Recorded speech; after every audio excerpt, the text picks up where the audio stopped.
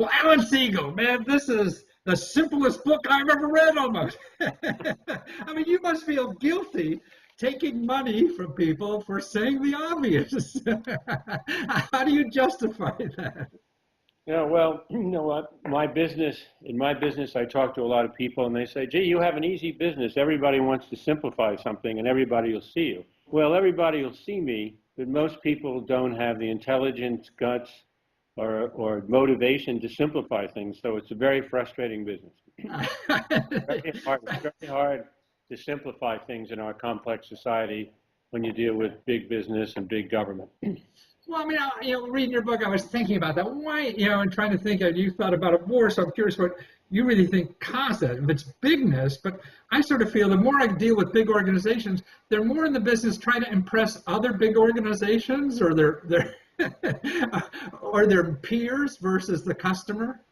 Well, businesses are so big that they're incoherent, and what I'm trying to do is what you do, and that is to create materials, whether it's a product, a service, communications that's clear, that's credible, that's relevant, that's going to make a difference, and give people information that's accessible and functional and usable, and so when you get big organizations that are dominated by lawyers and overprotectionism and big government, where you have such polarization and people trying to write legislation when they really don't agree on anything, you end up with chaos. And that's, what's behind the complexity in our society.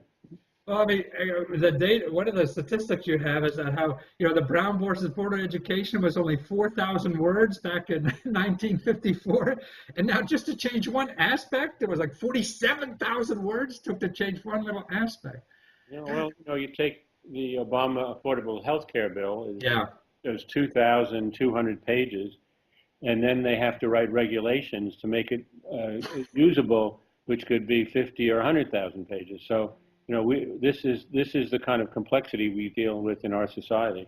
Well, that makes it like tenable. Right, it's overwhelming. I think the over individual. I mean, that's why you get a mortgage. You get like even on the websites. I mean, they have 15 paragraphs before I buy something. I have to say okay. And what's funny is that when I do marketing on the web, they make me have that paragraph. I said, I don't need that paragraph. All I have to do is, why can I give you back your money? I mean, I don't have to have any ifs, ands, or buts or whatever. We live in a litigious society, and we live in a society where lots of big companies try to take advantage of people, or they do it unwittingly by listening to the lawyers and overdoing things. And it's really admirable when you find companies that communicate with honesty, with clarity that you can trust. Well, there are a couple issues there: honesty, clarity, and trust. Well, what are the rules of thumb? I mean, besides reading your book, and it's a simple title to remember, right? Simple. that people should look for or be leery of. What kind of, two-bit philosophy can we give folks to be weary of? Well, we live in a funny society. So a contract, for instance, whether it's an insurance policy or a consumer note, is a contract talks about mutuality. There are rights and obligations for most parties, both parties. But most contracts we deal with are contracts of adhesion. That's take it or leave it. It's developed by the lawyers for an insurance company or for a bank or for a leasing company or a wireless company, and you have to take it or leave it. So what's happened that I think is a very good thing is with the internet now and with social networking, people are able to aggregate and get together and put pressure on these companies and put pressure on government to be more responsive and to be fairer and not to be put in an adverse situation. So you take the internet community. So they have contracts and it says, if you're going to use Facebook or you're going to use Instagram or any of these products, if you use the contract, the first time you use the service, you've agreed to and you're bound by the contract that's at the back of their website, which is unintelligible and has, as we know, aspects of privacy and so on, which could be very damaging to people. Well, the internet people got right on that, put pressure on those companies, and got a lot of those things changed. And I think that's what we have to do. American people have to do. This fits into the kind of things you're doing, and just not stand for a consumer credit agreement that's 15 pages long and full of complexity and unfair provisions. Insurance policies where you're dependent on the company and your insurance agent, you don't really know what you're buying. That's for sure.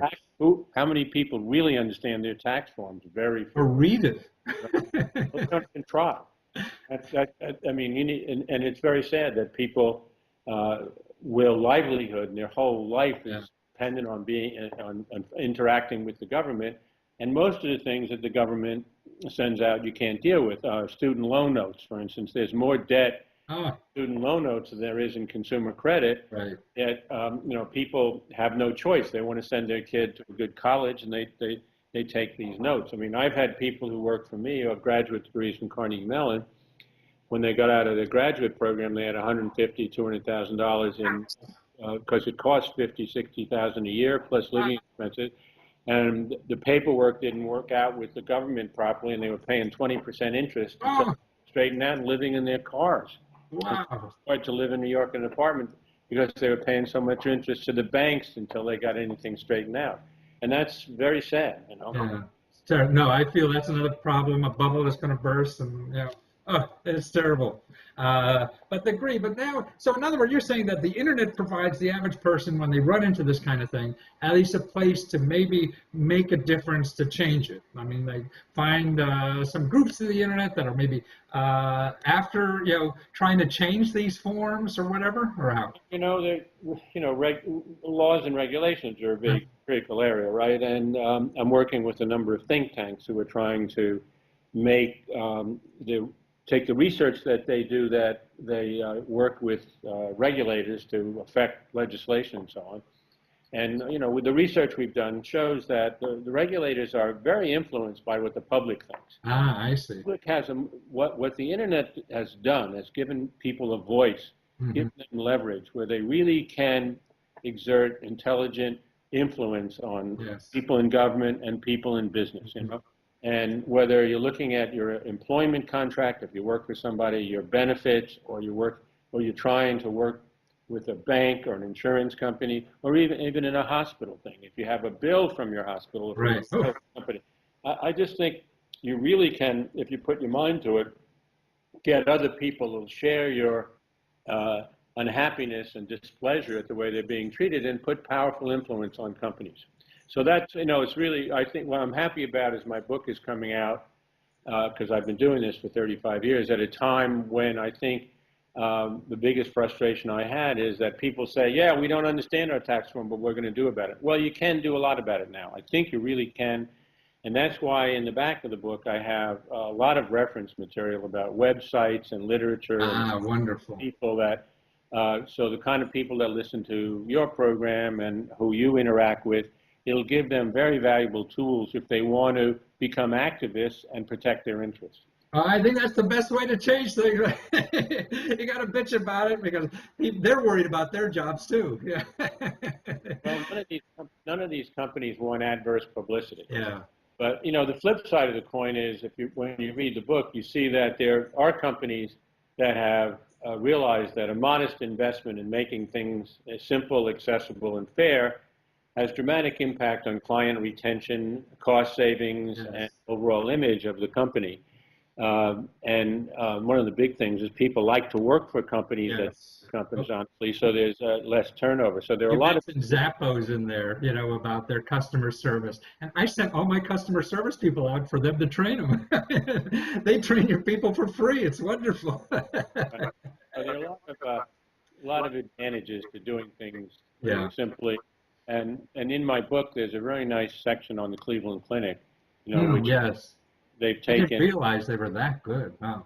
Really good, and they've taken all their employees and made them customer advocates. Yeah, that 410 rule or whatever that was. That's what. They all went through this program where they went through every point of contact. They said every time you go to the hospital, you interact with 100 people.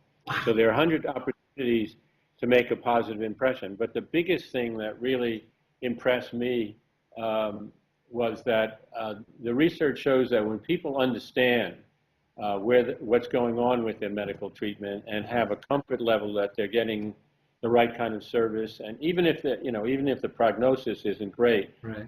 get much better results, and it's much more humane, it's much more effective. So I was so impressed with the Cleveland Clinic. Because how many, I mean, I had the pleasure of redoing their billing a number of years ago so that people could understand the bill. That's one of the real horror And you shows. said like maybe an increase of $1 million a month or more. You could Yeah, generate it's a lot more than that. yeah. And I did have the pleasure of doing the easy form for the IRS. Oh, really? Wow. Good for you. Thank you. So there are a lot of people who don't file a complicated Yeah. return who can understand their taxes. But the tax situation is a disgrace. I think we need to go to a value-added tax or a flat tax Yeah. and really make it easier for people and get rid of this hundreds of billions of dollars for lawyers and accountants. More accounts that aren't producing anything, you know. Look to work to produce some things that would enhance our society and improve the economy, right? Right. Well, I'm glad we got you here to make things simpler so we could spend more of our effort producing good stuff instead of just trying to cover up, bad stuff. And that seems the way. So your book, Alan, is just simple, and it's at Barnes and Noble or on Amazon, or you could probably steal it on the web somewhere. Or You can get it at Amazon. Most bookstores will have it. yeah. You can get And it you have on. an audio version too, right? There's an audio version and there's an electronic version. So, we'll be coming out with a paperback soon because it's a book I think it's going to have a lot of play in the graduate programs, undergraduate programs of business. I see you teach a course in simplicity up at Carnegie Mellon or something. That was interesting. I set up a graduate program in Carnegie Mellon called the Communications Design Center, which taught cognitive psychology, rhetoric, computer science, statistics, technical writing, and design to teach people to simplify business and government communications. People get either a master's degree or a PhD. Wow. Many of them go to work for Google or IBM or me. The enlightened people.